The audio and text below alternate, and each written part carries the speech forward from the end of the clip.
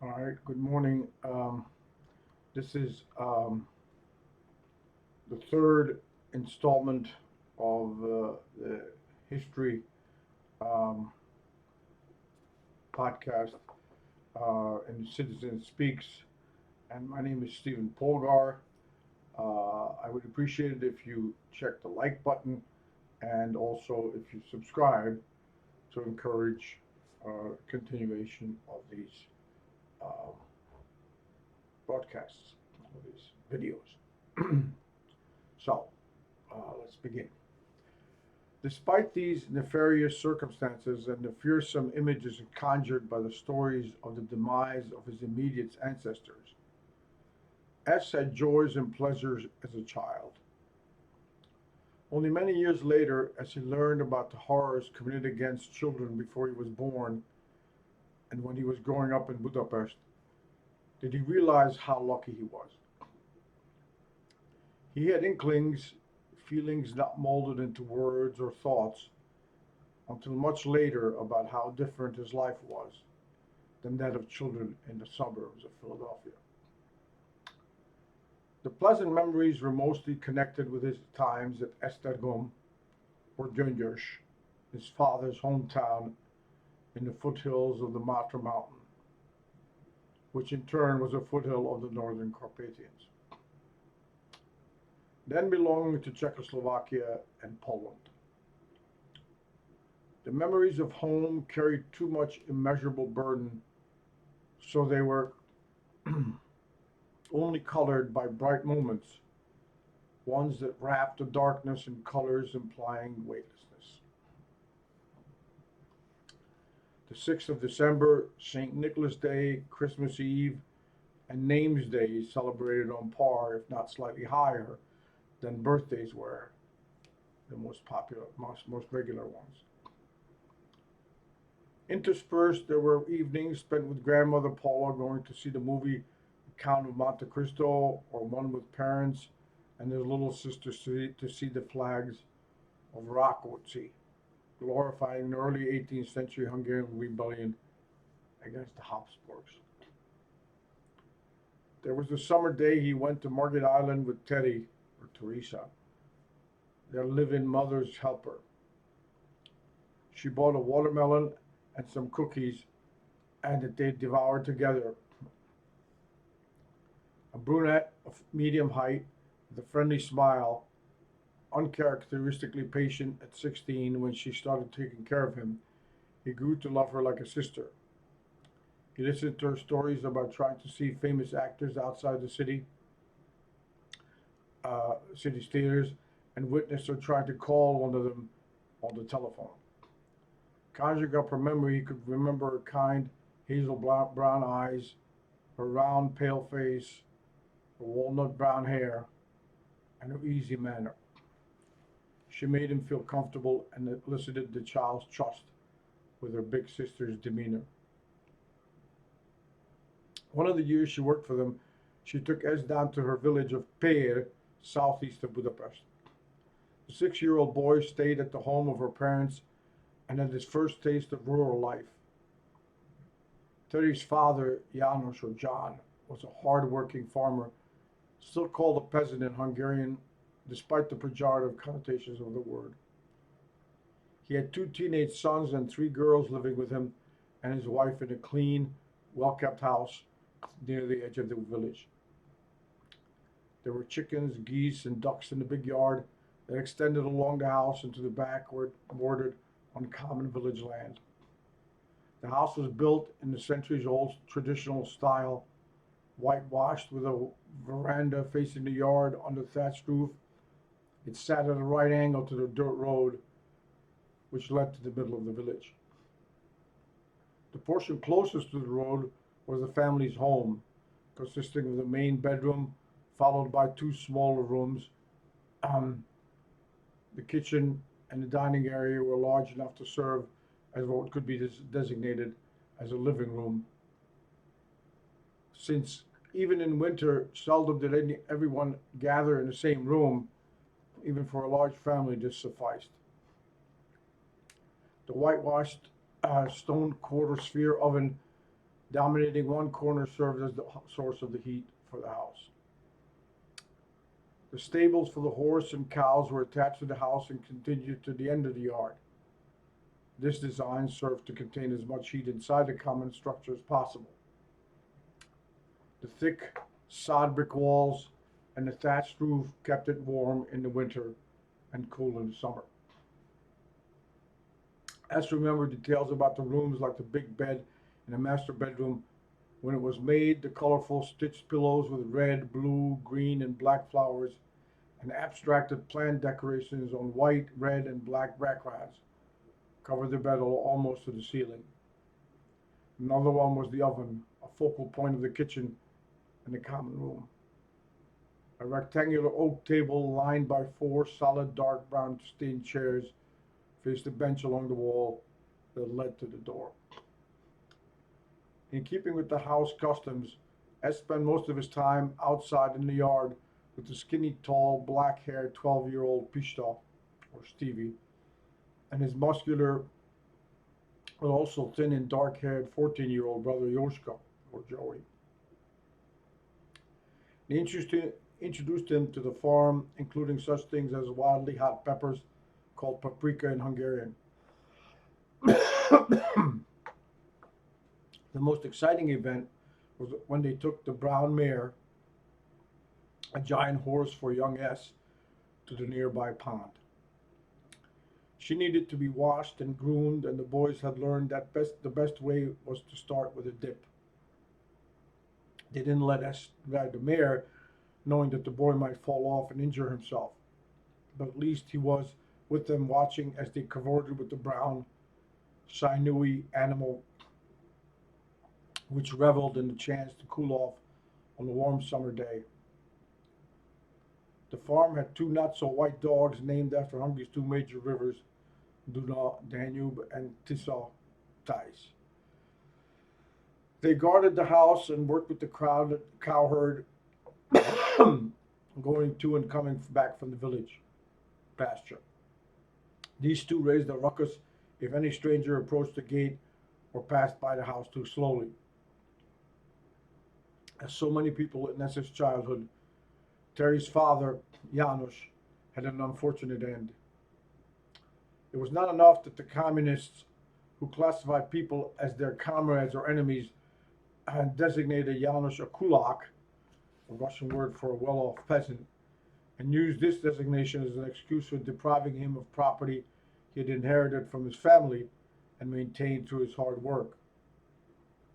S heard from his mother that the man had been killed by his horse, which reared unexpectedly as he was leading it out of the stable. The animal came down on him with her hooves. The image in Nessa's mind was inexorably entwined with the one of the horse galloping to the pond near the house for a swim.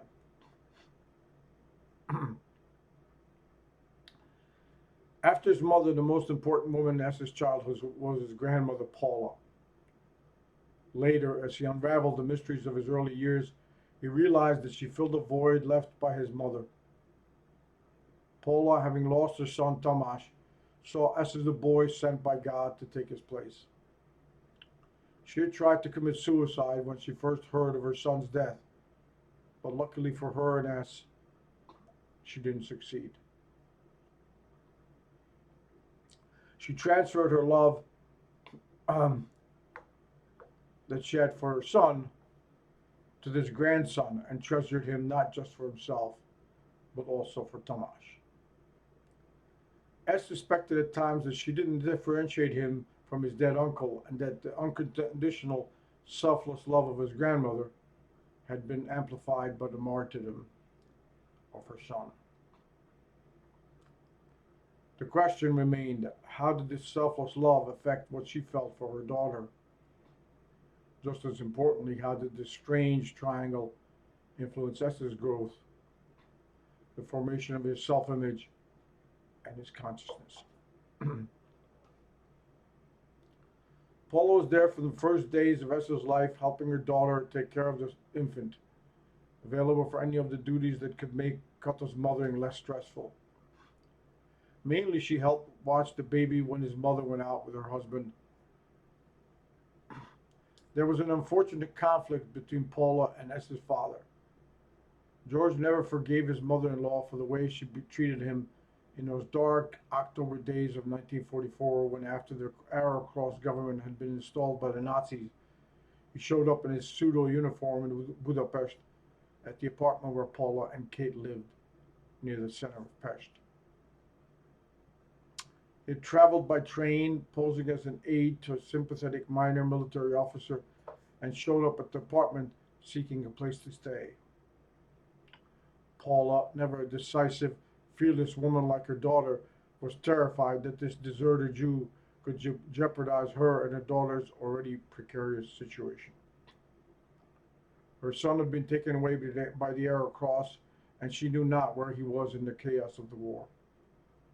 She and her daughter were protected because her estranged husband, who had no Jewish ancestors, this time being morally beyond reproach, changed his domicile to her apartment when the Arrow Cross government decreed that non-Aryans were not subject to deportation to concentration camps if they lived with their Aryan spouses. But the legal environment, along with everything else, was in constant flux, especially in the capital, so she could not be sure that some new decree might not suddenly eliminate their protected status, and she could be forced to leave her apartment with her 17-year-old daughter and be sent to either the city's ghetto or forced into a cattle car headed for whither she knew not. Her daughter argued with her on behalf of her fiancé, but to no avail. The fugitive had no choice but to move into the ghetto. The ill feelings about this harsh rejection survived the war, the wedding in the ruined city, and the birth of the couple's first son, S. As a result, George did not like it when his mother-in-law took care of the boy. He didn't want her to influence S with her ideas which differed so drastically from his. To what degree this explanation was a rationale for keeping the woman away and thus punishing her for what she had done to him during the war, S never could determine.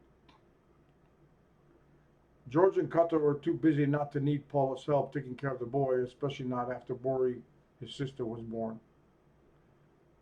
What had begun as late evenings putting S to bed and making sure he fell asleep before she left for her apartment incrementally expanded to the inevitable love and attachment of the boy for his indulgent and unconditionally loving grandmother. The gift of this grandson helped the diminutive, near 50-year-old woman escape being crushed by the immeasurable loss of a promising, gifted son. She had a small, thin frame and a symmetric head, framed by charcoal-colored hair streaked with gray. Over her deep-set hazel brown eyes, shrouding travails that broke many bigger, stronger men, her large forehead encased a curious, inquisitive mind which had been nurtured at the side of her revered father. She had a gift for languages inherited from him. She had been raised before the First World War in Austria-Hungary, a country with two official languages in which people with a college diploma had to know German, and they were taught Latin and Greek in the academically oriented schools which trained them for college. After the Nazi horrors had receded from her homeland, anticipating the demands brought on by the new invasion from the east, she taught herself Russian. She passed an exam required to teach the subject, so that eventually she was able to work as a substitute teacher. She was not given a more permanent position, most probably because she did not have the connections, but even more so because she never joined the Hungarian Communist Party. The idea of taking a step like that was anathema for the child of a conservative historian, not to mention a woman who sought some solace in her Catholic religion. Her father, having abandoned his Jewish faith, raised her as a Catholic. After her precarious experiences in the war and the losses that it entailed, she was even more inclined to seek succor from the now persecuted church. S's memory, complemented by a few pictures, reminded him of her sad eyes, sensitive intelligence, and a complex of caring and demanding emotions. He remembered her more clearly from the time when he was fully grown, so she was always a small, slim woman, her back slightly bent by aging. Though she was certainly not way when he was a young boy, he still remembered her as a slight, fragile, modest woman who had plenty to say and no trouble standing up for herself when she had to, and even helping us against the little bullies in the playground.